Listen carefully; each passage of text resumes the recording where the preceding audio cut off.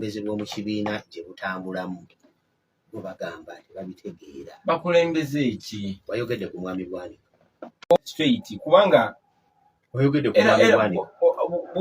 Buli kibiina era balinayo omuntu waabwe bw'atyo. Ate oba ne mu family. So ddala oyagala ensonga budde tubumalire ku oyo sirowooza.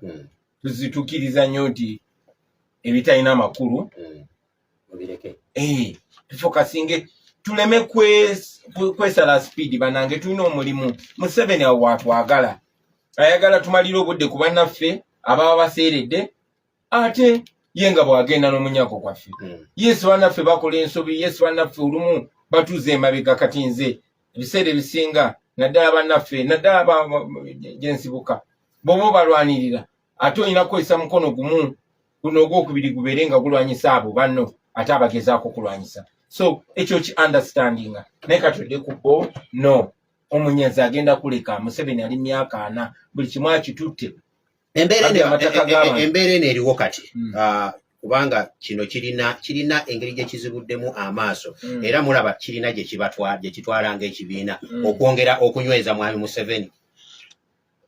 Yes bwe tukola ekituufu kyongera okunyweza mwami Museveni. Kakati kyannumye nnyo nze kubanga ngera bw'obeera nga oli mu kifo kya kusala musango oba oli mu kifo kya okulembera banno mugende maaso naye nga mulina kye mulina okuyitamu ekibanyiga.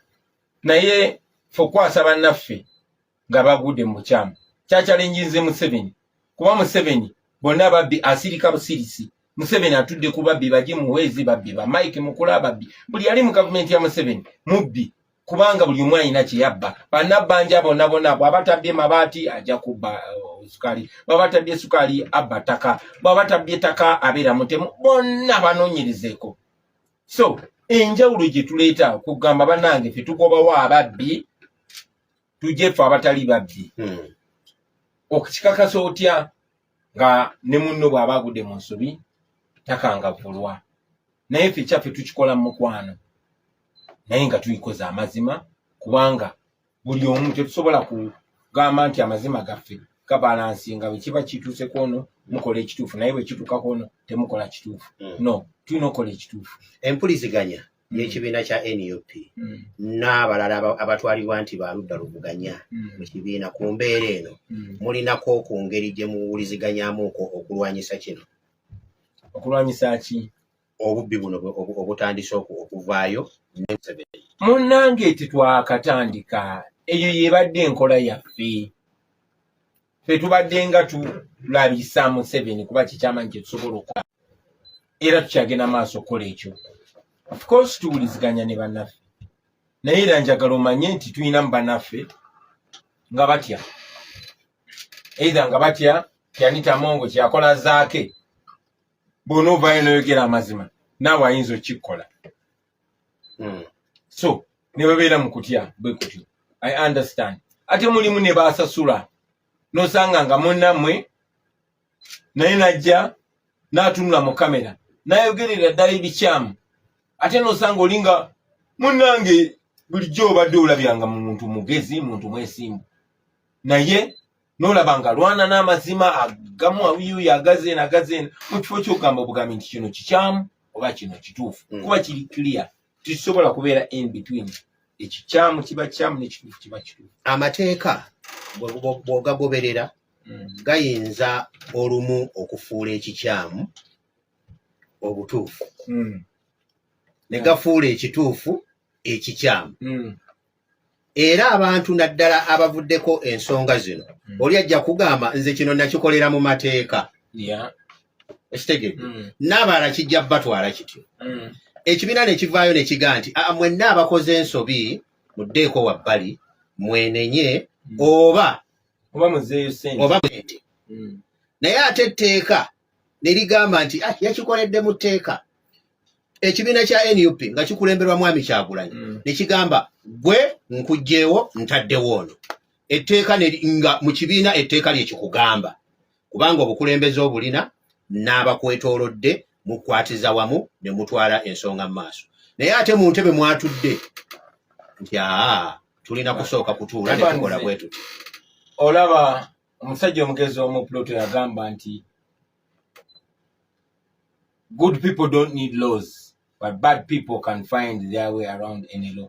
Abantu abalungi tebeetaaga mateeka gabafuga kubafuula abantu balungi.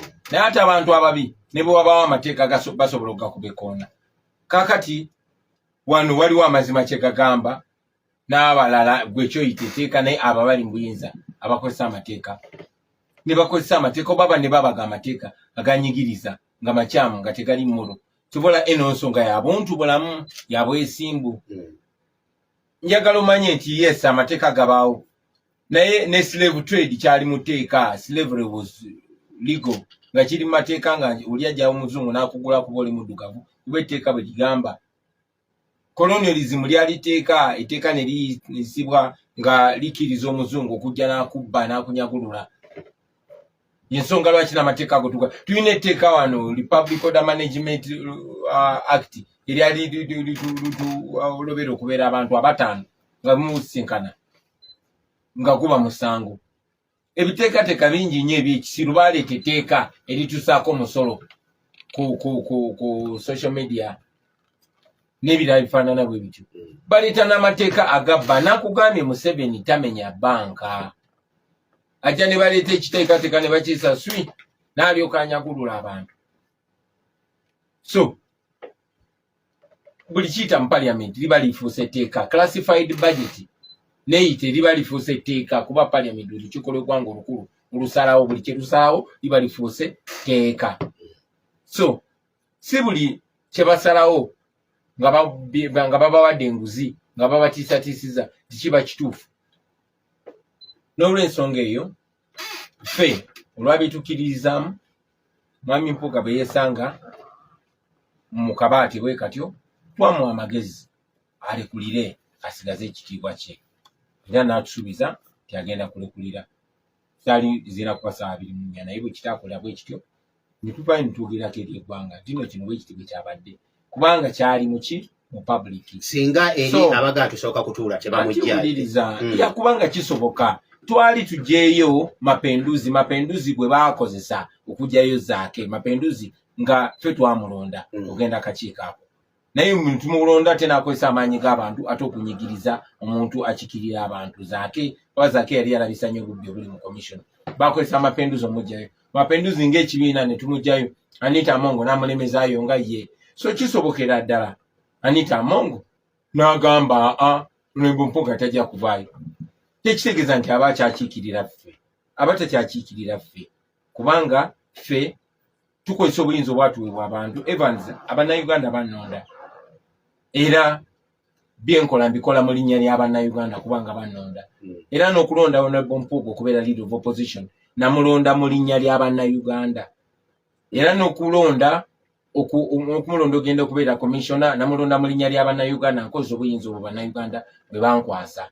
Era n'okumuyitayo nti sookolekulire ge magezi genkuwa nkikola mu linnya ly'Abannayuganda. Kati ekiri gyali okuwuliriza Bannayuganda nga bwe yabawa ekitiibwa mutandikwa ndowooza ajja bawa ekitiibwa ebbanga lyonna. Neera nga bwe nkugambye ekyo nkirekera mukulu wange. Nze njagala kwenkaleginga ffenna tukwatagane. Ffenna tumanye nti ekizibu kya Uganda ye Museveni. Ate tuleme kwemalira gye sikuffe ffekka. Twejjukanye yes buli omu alina okukola ekituufu. Ffenna tubeere ku bunkenke kubanga Museveni atutega obutego. But most importantly tugende maaso tumanye nti tulina ekizibu. Eno revolution si just usual strategy. No. Tulina okubeera kaali eri ffe kennyini awo tusobole okubeera kaali eri Museveni. Neyanziza ampuliriza omulungi program Lutindo Walusimbi Evans mu studios nina Honorable Robert Kyagulanyi Ssentamu president w'ekibiina kya National Unity Platform. Twogera ku nsonga eziriwo. Mwami Kyagulanyi National Unity Platform nga bwerwana okulaba nti buli kimu kyonna kitereera mu ggwanga. Naye ate enneeyisa yaayo yo neegambibwa nti si nnungi. Kino tukyogereko. Nyinza obutakugamba nti ono oba oli oba ono. Naye bifulumidde bingi. N'abamu kubanenyezebwa okukola ebyo ekibiina bye kitagenderamu. n'abakyaliwo kati erinnya lya mwami Mpuuga n'abalala ababaddewo nga bagamba nti ffe tugezaako okutereeza naye n'empisa mu kibiina temuli. Abaana ne badda ku mikutu aba National Unity Platform ne bavuma abantu abakulu mu ggwanga, bayisizza amaaso mu kabaka, bayisizza amaaso mu katikkiro, buli avaayo abaako kyayogera gwe bavuma. Kaakati ekyo kibiina ki? Ekyo nno kibadde nange umutima ng'angamba naafuna ddi ku mwami Kyagulanyi ayogere ku nsonga eyo, naye Kyagulanyi asirise busirisi. Awuno wano gwe muwe bubi microphone yakugereko. Webale kumbuza ku nsonga y'abaana. Si mpisa mu kibiina, lwaki empisa mu bavubuka bonna mu Uganda zibasiiwuuse. Evans abaana basiiwuuse empisa, abaana bamayuuse. Ate nakibawoningako ne mbagamba ekiseera kijja kutuuka kati mukyamwe ne mukyala babavuma, n'ekiseera kijja kutuuka nga bamu bakwata n'emmundu nga sikyalina kyenyiza bagamba. Ate nga tekyakatandika ba Museveni bo tebavumanga buvumi. Ba Museveni bakwata mmundu ne bakwata nalijambiya okumaliza nga 500,000 people bafudde. Omwana tayinza kutuuka myaka 2, 3, 4 ng'anyigirizibwa agibwako omusolo kyokka bbibwa bubbibwa. Talina ddoboozi luli nga n'okuba essimu ku radio kiri wala, naye kati laba intaneti bwejja yajjanga ekisima abaana nga talina kyakukola bakulabye ku kamera ng'otta abantu, talina kyakukola. Laba bwafuna intaneti nga tamanyi olina Facebook handle. Malcolm X alina akatabo ke bamwandikako ke bagamba akatabo kayita The Hate That Hate Created. Obukyayi obwatondebwa obukyayi. Kati bwe muno obukyayi obwatondebwa obukyayi. Museveni okugibwa geggwanga lyaffe lino yali yatukyawa nnyo n'amaking bintu bibaddewo in the past. Kibi nnyo. Evans oba oyina ekintu ky'okwatibwamu kyomba mu discussinga togamba kale wadde nkoze kino naye oli lwaki avuma. Yes, kituufu waliwo ab'empisa ensiiwufu.